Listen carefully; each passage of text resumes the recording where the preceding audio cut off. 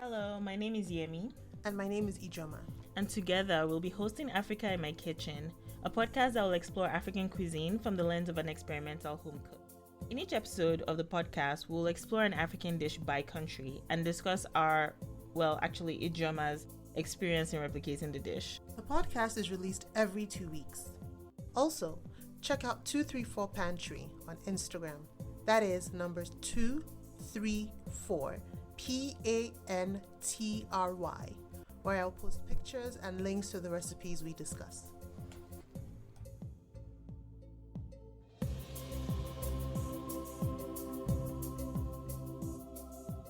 So let's dive right into the dish of the day.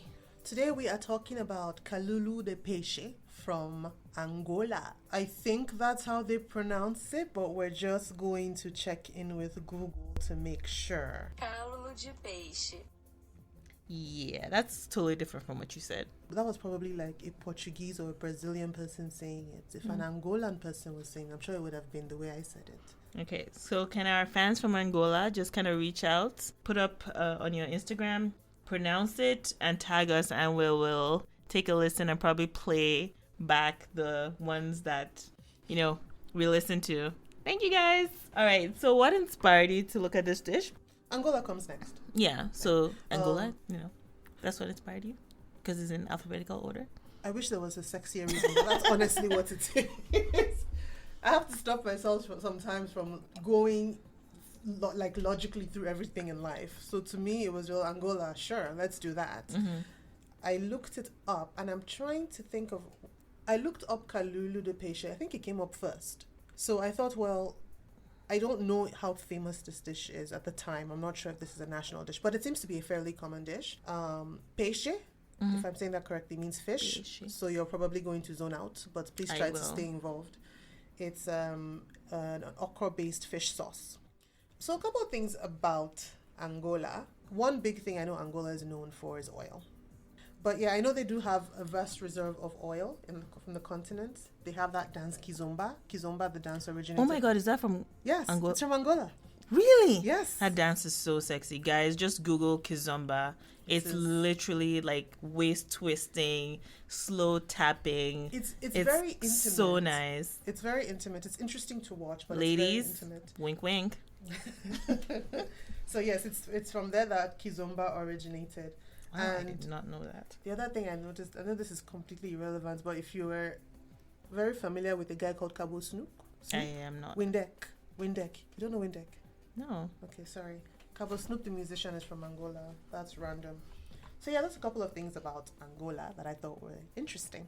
Oh, nice. There's a lot more stuff. Like, they were a Portuguese colony. They were colonized. You know how we were colonized by the British? They were colonized by Portugal up until I think 1975. Oh, okay. Anyway, so could you describe the dish? Sure. So like I said before, it's a fish-based sauce with tomatoes, dried fish, okra, eggplant, some onions, and then something called jimboa or sweet potato leaves. So those are the main dishes. So you mix all of that together and you eat it with something they call funge. And I really hope I'm saying that right. It's Funge. Funje. Okay. I looked at it. It reminded me of, if you're Nigerian, it reminded me of eba. Okay. It's that kind of thing. What people It's call. it's kind of like a starchy consistency. It's a starchy. It's made of cassava flour. Oh, okay. So I think they make it the same way. So you have a flour and you add water to it and you mix it in. Almost like a thicker version, or much thicker version of, the closest thing I think was mashed potatoes, but it's more solid than that. Okay. So they eat that with the sauce. So what kind of fish would you use? It called for dried fish. I don't know if the dried fish they're referring to is the dried fish that I know. Our dried fish from Nigeria is actually smoked catfish, and I don't like that. But I used fish fillet.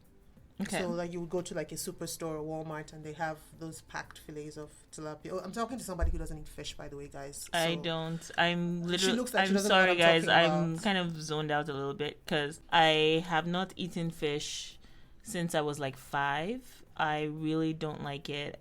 When I see or smell fish, it's just one of those. Everyone has something they don't like. Okay. Sure. Mine is fish. I don't like it. I will eat other kind of seafood, especially if it's crustaceans. I just don't like fish. I don't know, these people that discriminate among sea creatures. It's like, no, I like this one. I don't like that I'm one. saving the planet one fish at a time. What are you talking You're not. about? You're eating crustaceans many at a time instead. Think of all the I crustaceans. mean, I'm you could keeping save. the ecosystem balanced, so Sure. whatever.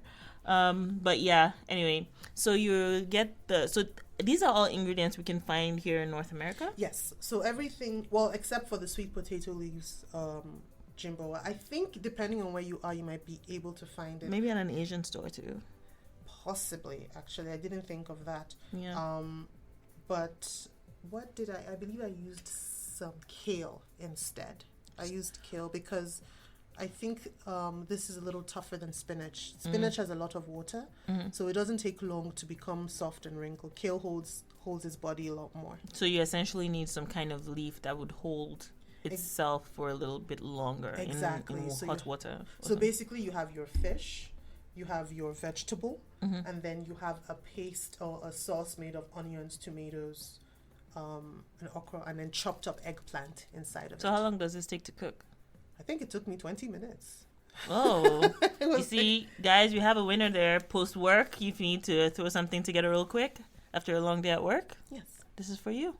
Except if you hate fish, like me. Yes, except if you hate fish.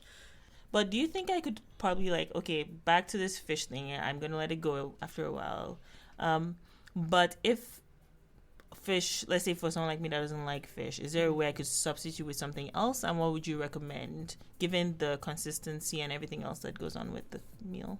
I don't see why you cannot use a meat dish, like a meat, particularly because I looked up Calulu and it's Calulu de Peixe, and Peixe specifically is fish. So I won't be surprised if there's another Calulu, like Calulu does just something else. So like a meat dish. Or you can just not eat meat or anything and just eat the sauce like that. Take out the fish. Sure. Don't make the other person work twice as hard. Just eat it without the fish. Okay, we'll do that. So did you have any challenges with the dish? On paper, I shouldn't have because it was fairly simple. But this is one of those things I was talking about where I said I wanted to learn about other cultures. I was a little ashamed of myself because I made a mistake making this dish. I didn't beat myself too much about the fact that I made a mistake. It was the kind of mistake I worried about, because one of the things I talk about when I said when I was starting this project was it's almost like people are journeying with me. So I didn't want it to be perfect. If I make a mistake, I was going to document my mistake, which I did, and said, well, this is where I made a mistake. And this, I think, is an interesting thing. I kind of projected my expectations of the meal onto the meal. By that, what I did was I made a major mistake. One of the major ingredients in this sauce, like I said, is okra, or okra, O-K-R-O or O-K-R-A, which, if you're not familiar with, I think is also used for gumbo. So it's a vegetable. It's also called lady fingers. It has seeds in it, and the consistency, I say, would be slimy. If you chop it up small enough, it can make a sauce slimy. Now, in Nigeria, all the ways I've known us to eat okra is to chop it up. You make a broth, you add the chopped up okra, and you add your vegetable, and you eat it. Like a slimy dish. And you eat it with your cassava flour, in this case, eba. I'm not very good at reading instructions sometimes, and so I missed where the instructions specifically said, chop the okra into maybe halves. Oh, so you were not actually supposed to shred it completely. No, but guess who chopped it up into? I saw okra. I said, well, chop it up, and so I chopped it up into little pieces and started to cook it. The end result wasn't what it was supposed to be. I don't know if I can call this dish a success, to be honest, and I'm a little ashamed by that.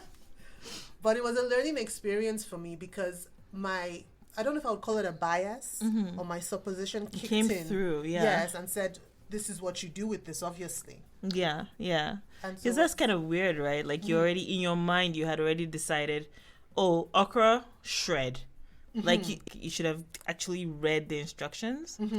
But that's interesting. I wonder how much different. Did you ever try to remake it again, or is this something you plan to remake again, just to make sure you get it much better this time? Yes, it's something I plan to remake again because it would, in a way, I think, in as much as I'm open to making mistakes, it would be a little disrespectful not to at least try it again. So the people of Angola, I really apologize.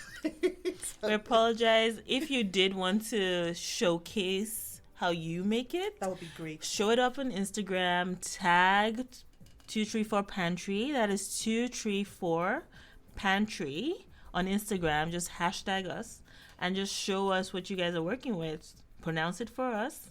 And just, again, let us know. Send us pictures, your experiments. And if anyone else from any other country would like to try it, we're going to be putting up the links to the recipe that Ijoma used for the dish online, both in the description of the video and on Instagram as well. Yes. And I just want to reiterate something Yemi said, which was, if you are familiar with the dish, I think it's something similar or the same thing is made in Brazil as well. So even if it's the Brazilian version or the Angolan version, please send us links or send us instructions about how to make it right. It's not just because, for my own selfish reasons and maybe my ego, I want to redo it well. It's also because one of the challenges I was running into when trying to start this project is finding documented recipes of African dishes by Africans.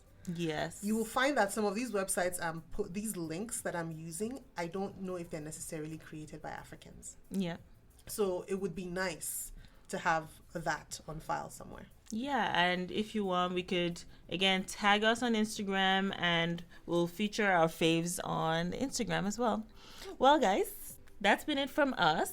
Have yourselves a great day. Be nice to yourselves and each other. Bye.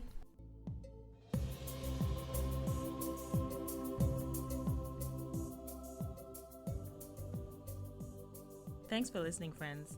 As a reminder, the podcast will be hosted every 2 weeks. Also, don't forget to follow 234 Pantry on Instagram, where Ijoma shares her amazing journey of food exploration. The Africa in My Kitchen project is hosted under the Tunuka Media umbrella. Tunuka is spelled Tunuka. Follow Tunuka Media on Instagram, YouTube, Facebook, and Twitter to connect with the both of us. Here's a fun fact for you. Tunuka is a Yoruba word that is loosely translated to mean open or tender-hearted. As we grow our portfolio, we are excited to have you join us on this and other amazing projects that we have coming up. Trust me, you are going to love them. We welcome ideas for African meals, treats, and even cooking tips to feature here. So please share them with us and we'll be sure to give you a shout out.